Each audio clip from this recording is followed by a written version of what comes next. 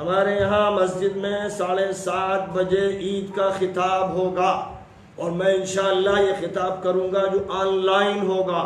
اور 1,00,000 آدمی تو کم از کم سننے والے ہونے چاہیے۔ جو لوگ سن رہے ہیں ان پر یہ فرض ہے کہ وہ اپنی طرف سے 10 ہزار لوگوں تک اطلاع پہنچائیں، تاکہ سارے لوگ نماز میں شریک ہو جائیں، اور لاکھوں انسان اس طرح شریک ہوں گے کہ اصل موضوع ہے خطاب۔ عید کے دن سالانہ اجتماع کا خطاب ہوتا ہے، اس خطاب کے بعد 2 رکعت نماز ہوگی جس میں 5 منٹ لگتے ہیں، اور رکعت میں 3 تکبیرات زائد ہوتی ہیں، جس کا طریقہ اسی وقت آن لائن بتا دیا جائے گا۔ اس کے بعد اگر ہماری مسجد کے پیچھے ایک مکان دوسرا مکان آس پاس مکانات ہیں، تھوڑے فاصلے ہیں، تو کوئی حرج کی بات نہیں ہے، وہ آن لائن اقتداء کرتے ہوئے نماز پڑھ لیں گے۔ اور اگر ان کا آگے گھر ہے یا بہت فاصلے پر ہے تو پھر وہ یہ کر سکتے ہیں کہ صرف نماز کے وقت وہ کسی کو امام بنا دیں گے جو 2 رکعت نفل کی طرح ان کو پڑھا دے گا، جس میں 6 تکبیرات زائدہ ہوں گی، اور اس نیت کے ساتھ احناف ہوں گے تو یہ نیت کریں گے کہ واجب نماز ہے، شوافی ہوں گے، مالکیہ ہوں گے،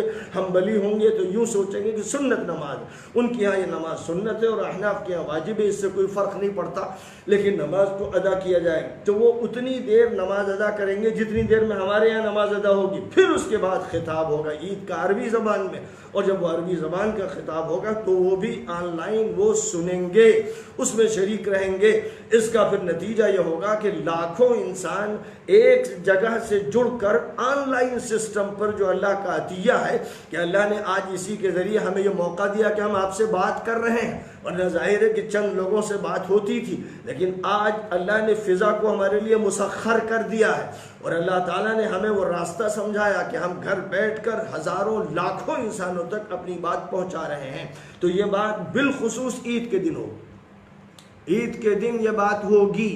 اور ہماری مسجد میں جتنے بھی لوگ ہوں گے وہ تو وہاں ہوں گے، لیکن آن لائن لاکھوں انسان اسی نماز کے ساتھ نماز پڑھیں گے، خطبہ لازماً سنیں گے، خطاب لازماً سنیں گے۔ اس لیے وہ 7 بجے سے تیار ہو جائیں گے، اپنے موبائل وغیرہ کو آن لائن کر لیں گے، اور ابھی بتا دیا جائے گا کہ کس لائن سے وہ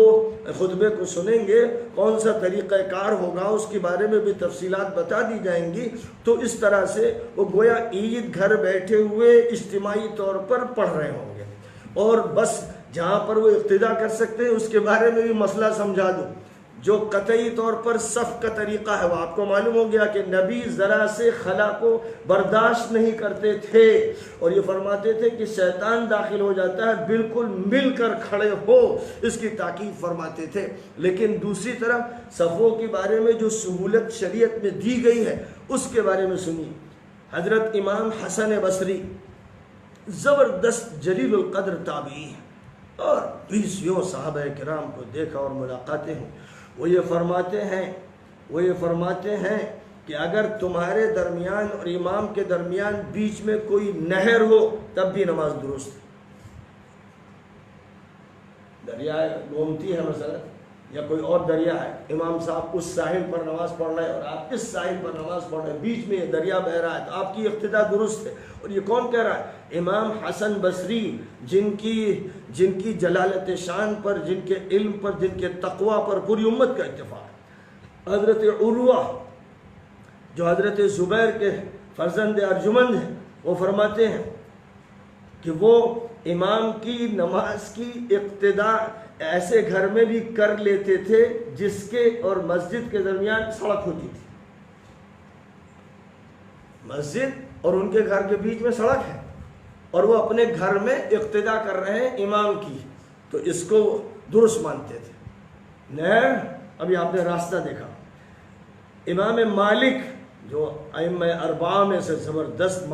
امام ہے، اور مدینہ منورہ کے تو وہ متفق علیہ امام تھے، دارالہجرت کے امام شمار کیے جاتے ہیں۔ انہوں نے بھی یہ فرمایا کہ اگر امام کے درمیان اور صف کے درمیان جو اقتداء کر رہے ہیں ان کے درمیان کوئی نہر ہو چھوٹی یا راستہ ہو تو کوئی حرج نہیں ہے۔ حضرت امام شعبی اور امام ابراہیم نخعی زبردست قسم کے یہ وہ حضرات ہیں جن کو اللہ تعالیٰ نے فقاہت کی اعلیٰ ترین شان نصیب فرمائی۔ وہ کہتے ہیں کہ اگر بیچ میں راستہ واسطہ آ جائے تب بھی امامت درست ہے اور اقتداء درست ہے۔ اب اتنی واضح طریقے پر جب یہ باتیں آ گئیں تو اس لیے اگر مسجد میں نماز پڑھا رہا ہوں تو اس کے قریب جو مکان ہیں وہاں والے، جیسے ہمارے مسجد کے مشرقی رخ پر مکان ہے اور ادھر مغربی رخ پر مکان ہے، بیچ میں روڈ بھی ہے، تو یہ ان مکانات والے پھر اس کے بعد ان سے متصل مکان ہے، اس مکان سے وہ متصل ہے، پھر بیچ میں ایک روڈ ہے، پھر ایک مکان ہے، پھر دوسرا مکان، پھر تیسرا مکان، تو پورے محلے کے لوگ نماز پڑھ سکتے ہیں۔ مسجد میں نماز ہوگی، وہ اپنے اپنے گھروں میں رہتے ہوئے اقتداء کر لیں گے، اور آن لائن طریقہ ہوگا۔ بھائی ایک طریقہ یہ ہوتا کہ مائک ایسے لگائے جاتے ہیں، ساؤنڈ سسٹم ایسا ہوتا کہ سینکڑوں میل تک بات پہنچتی، وہ نہیں ہو پا رہا ہے، تو اب اس کے بدلے میں الیکٹرانک میڈیا کا استعمال کرتے ہوئے آن لائن نماز کو نشر کیا جائے گا، اور جو لوگ پھر اس تسلسل میں کہیں پر اپنے مکان میں موجود ہو وہ اس نماز میں اقتداء امام کی کر سکتے ہیں۔ اس سلسلے میں نے آپ کو امام حسن بصری، حضرت عروہ، حضرت امام مالک، حضرت شعبی، حضرت ابراہیم نخعی، ان سب کے اقوال پیش کر دیے ہیں، اور یہ ہمارے لیے بالکل کافی ہیں، یہ حجت ہے اور ان کا قول حجت ہے۔ اس لیے ضرورت اس بات کی ہے کہ جب آپ صفوں کو پھاڑ رہے ہو، جمعہ چھوڑ رہے ہو، جماعت چھوڑ رہے ہو، مجبوری ہے مجبوری، تو اب اس مجبوری سے بہتر ہے کہ یہاں تو اقوال بھی موجود ہیں۔ اس لیے میرا یہ کہنا ہے کہ ہر مسجد میں عید کی نماز کی جائے، اور کیونکہ شادی کے لیے حکومت کی طرف سے 50 آدمیوں کو اجازت دی گئی ہے، اس لیے کم از کم 50 آدمی تو ہر مسجد میں ہوں، پھر اس مسجد سے لگے ہوئے مکانات میں رہنے والے اقتداء کریں اپنے مکانوں میں رہتے ہوئے، اور آن لائن نماز کی تمام حرکات کو نقل کیا جائے تاکہ اقتداء میں کوئی خلل واقع نہ ہو۔ بہرحال لوگوں کو چاہیے کہ یہ کریں، کوئی مسجد بھی خالی نہ رہے جہاں عید کی نماز نہ ہو، اور اس میں اگر ضرورت پڑے کہیں تو ڈی ایم صاحب سے اور مزید اجازت لے لیں، تاکہ جہاں تک ہو سکے انتظامیہ کو کوئی غلط فہمی بھی نہ پیدا ہو، اور یہ بتا دیا جائے کہ ہم اسی قانون کے تحت کام کر رہے ہیں جس قانون کا اعلان وزیر اعظم صاحب نے بھی کیا ہے، وزیر اعلیٰ صاحب نے بھی کیا ہے، اور جس کا اعلان میڈیکل ڈپارٹمنٹ سے بھی کیا جا رہا ہے، ہیلتھ اتھارٹیز کی طرف سے کیا جا رہا ہے۔ ہم اس کو بھی ملحوظ رکھتے ہوئے ایسا عمل کر رہے ہیں۔ اب اس کے بعد کیونکہ پورے ملک کو گرین زون اور اورنج زون اور ریڈ زون میں تقسیم کیا گیا، اس لیے گرین زون والے تو باقاعدہ اجازت مانگ کر اپنے یہاں کی حکومت اور اتھارٹیز سے اجازت مانگ کر زبردست طریقہ پر عیدگاہ میں نماز پڑھیں۔ پورے ملک سے بات کر رہا ہوں، یو پی میں کچھ بعض جگہوں پر سختی زیادہ کی گئی ہے تو وہ اپنے مسئلے کو اس طرح حل کرے جس کو میں نے پہلے بیان کیا، لیکن ملک میں جہاں گرین زون ہے وہاں پر اجازت لی جائے، اطلاع دے دی جائے، اور عیدگاہ میں ویسے ہی نماز ہو جیسے معمول کے مطابق ہوتی ہے، وہاں یہ عمل کرنا چاہیے۔ اور جہاں پر ریڈ زون ہے وہاں احتیاط اسی طرح کرنی چاہیے جیسے اب تک کرتے چلے آ رہے ہیں، اور چند لوگ مسجد میں حاضر ہو کر نماز پڑھیں، اور پھر آن لائن اقتداء کا نظام ہو۔ پھر اقتداء میں زیادہ جو اہم ہے وہ ہے خطاب کا سننا۔ یہ سالانہ اجتماع ہے، اگر آپ سب ایک جگہ جمع نہیں ہو پا رہے ہیں تو پھر اور لاکھوں انسان ایک جگہ کے خطاب کو سنیں۔ تو بہرحال میں اپنی طرف سے تو اعلان کر رہا ہوں کہ انشاءاللہ 7:30 بجے ہمارے ہاں عید کے سلسلے کا ایک بیان ہوگا، وہ بیان تو میں دوں گا، اور اس کے بعد نماز ہمارے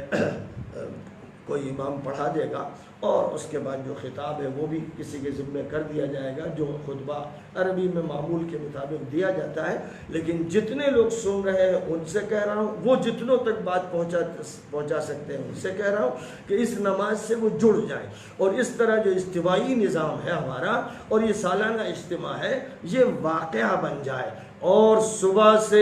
فجر کے بعد سے تکبیر کے نعرے اتنے طاقت سے لگائے جائیں کہ در و دیوار ہل جائیں اور فرشتے جھک جائیں اور سلامی دیں، اور کورونا وائرس پناہ مانگ کے بھاگے، اور یہ ملک اور دنیا ساری کی ساری دنیا وباؤں سے نجات پا جائے۔ اس ارادے کے ساتھ اور عید کے شکرانے کے ساتھ اور رمضان کا حق ادا کرنے کے جذبے کے ساتھ یہ اعلان کرنا ہے، یعنی اللہ اکبر لا الہ الا اللہ واللہ اکبر وللہ الحمد۔ یا اللہ اکبر کبیرا والحمد للہ کثیرا وسبحان اللہ بکرۃ واصیلا. اس طرح کے جو بھی کلمات منقول ہیں ان کلمات کو ادا کیا جائے، لیکن بلند آواز سے کیا جائے، قوت کے ساتھ کیا جائے کہ محلے گونج جائے اور یہ گونج دور دور تک سنائی دے. یہ بہت ضروری ہے، یہ خاص طور پر کل کا عمل ہے اور یہی عید کی جان ہے. عید کی اس جان کا خیال رکھنا ہے کہ اگر اس میں کوتاہی کر دی گئی تو بڑا نقصان ہوگا. بہرحال ان اعلانات کے ساتھ ایک ضمنی اعلان بھی کر دینا چاہتا ہوں. ایک تو یہ کہنا چاہتا ہوں کہ ندوے میں، دیوبند میں اور دیگر مدارس میں مسجد میں نماز ہونی چاہیے. 50 افراد ہوں، پھر وہاں جو طلبہ ہوں وہ اپنے اپنے کمروں میں، دالانوں میں، جہاں جہاں پر بھی وہ اصول کا لحاظ رکھتے ہوئے، ہدایات کو ملحوظ رکھتے ہوئے کھڑے ہو سکتے ہوں تو راستہ بیچ میں ہو، دوری ہو، اس سے کوئی فرق نہیں پڑتا، اقتداء صحیح ہوگی. لیکن جتنے لوگ بھی ہیں اس کیمپس میں ان سب کی عید کی نماز ایک امام کے ساتھ ہو، ایک امام کے پیچھے ہو. یہ انہیں کرنا چاہیے، یہی حکم شرعی ہے. اور اس کے علاوہ جو دوسرے حل بتائے جا رہے ہیں جس میں گویا ہماری اس اجتماعیت کو پارا پارا کرنے کے مرادف عمل ہو رہا ہے، وہ درست نہیں. ایک وضاحت آپ نے کر دی تھی لیکن اس کی پھر اور بات واضح ہو جائے. جن حضرات کے مکانات مسجد سے دور ہیں تو کیا وہ موبائل کے ذریعے تو اقتداء ان کی ہو نہیں سکتی نماز کی؟ تو نماز میں آپ نے فرمایا تھا کہ وہ اپنے یہاں خود کوئی ایک امام بنا لیں. دو شکلیں ہیں. جی. اگر وہ گھر یعنی ایک گھر اور دوسرے گھر سے قریب ہے اور بیچ میں کوئی راستہ ہے، یہاں تک کہ کوئی نہر بھی ہے جیسے گومتی نہر ہو یا جمنا ہو تو بھی اقتداء ہو سکتی ہے. جیسے کہ اگر کسی اور شہر میں ہے، لکھنؤ کی، اگر کسی اور شہر میں ہے تو وہ ہمارے ساتھ نماز میں بیان میں شریک رہیں، خطبے میں شریک رہیں. نماز کا بیچ کا 5-7 منٹ کا جو وقفہ ہے اس میں اپنے میں سے کسی کو امام بنا لیں اور وہ نماز پڑھ لیں. یعنی اپنے میں سے کسی کو امام بنا کر عید کی نماز پڑھ لیں. ایک اور بات اس سلسلے میں مزید عرض کرنی ہے. عن ابن مسعود رضی اللہ تعالی عنہ قال من فاتته صلاة العید فلیصلی 4. مجمع الزوائد میں یہ حدیث دوسری جلد میں نمبر اس کا 205 ہے، اور طبرانی نے معجم کبیر میں یہ حدیث ذکر کی ہے، اس کا نمبر 9532 ہے، جس میں حضرت عبداللہ ابن مسعود جیسے فقیہ حضور کے صحابی جلیل یہ فرماتے ہیں کہ اگر کسی کی عید کی نماز فوت ہو جائے تو وہ 4 رکعت پڑھ لے، یعنی 4 رکعت نفل کی نیت سے پڑھ لے. تو جو عید کا وقت ہوتا ہے اس وقت وہ عیدگاہ نہیں جا سکا، عید کی نماز نہیں مل سکی، تو وہ بھی محروم نہ ہو، نماز کا بھی متبادل ہو. تو نماز کے متبادل کے لیے تو یہ بتا دیا گیا کہ 4 رکعت پڑھ لے. اس زمانے میں میڈیا تھا نہیں الیکٹرانک، ورنہ وہ یہ کہتے ہیں کہ وہ سن لے، الیکٹرانک میڈیا سے خطبہ بھی سن لے. تو وہ بات اب میں آپ کے سامنے ذکر کر رہا ہوں کہ وہ خطبے سے جڑا رہے، بیچ کے وقفے میں اگر عید ہو سکتی ہو تو عید کی نماز پڑھ لیں، ورنہ 4 رکعت لوگ پڑھ لیں، تاکہ شکرانہ جو اللہ کا رمضان کے بعد عید کے دن ادا کرنا ہے وہ نماز کے ذریعے شکرانہ بھی ہو اور تکبیرات کے ذریعے بھی شکرانہ ہو. پھر جو خطبہ ہوگا نماز کے بعد والا جو عید کا اصل خطبہ ہوتا ہے وہ بھی سنیں، اور اس سے فارغ ہونے کے بعد اب وہ محسوس کریں کہ وہ گویا کہ عیدگاہ سے اٹھ رہے ہیں اور ان کی اجتماعیت پوری محفوظ ہے، اور گویا انہوں نے تمام شیطانی اور ابلیسی اور دجالی دجل و فریب کو شکست دے دی ہے، اور وہ اپنے دین، اپنے قرآن، اپنی حدیث پر عمل کرنے کے لیے پرجوش ہے. تو یہ میری درخواست ہے اور امید ہے کہ اس درخواست پر توجہ دی جائے گی. بہت ممکن ہے کہ بعض لوگ منفی تبصرے بھی کریں، لیکن میں تمام ان لوگوں سے کہوں گا جو رمضان کی برکتیں حاصل کر چکے ہیں اور عید کا شکرانہ ادا کرنا چاہتے ہیں کہ ایسی باتوں کو اگر سننے کا موقع آئے تو اپنے کانوں میں روئی ٹھونس لیں، کیونکہ دنیا میں بہت سے انسانوں کی شکل میں ابلیس کے ہرکارے اور شیطان کے خادم موجود ہیں. وہ بھی ایسی ایسی شکلوں میں سامنے آتے ہیں کہ لوگ دھوکہ کھا جاتے ہیں کہ یہ تو بڑے صوفی ہوں گے یا بڑے مولانا ہوں گے اور بڑی اچھی بات کر رہے ہوں گے، لیکن حق سے دور کرتے ہیں. اللہ تعالیٰ ہر شر سے ہماری حفاظت فرمائے، ہر خیر ہمارے لیے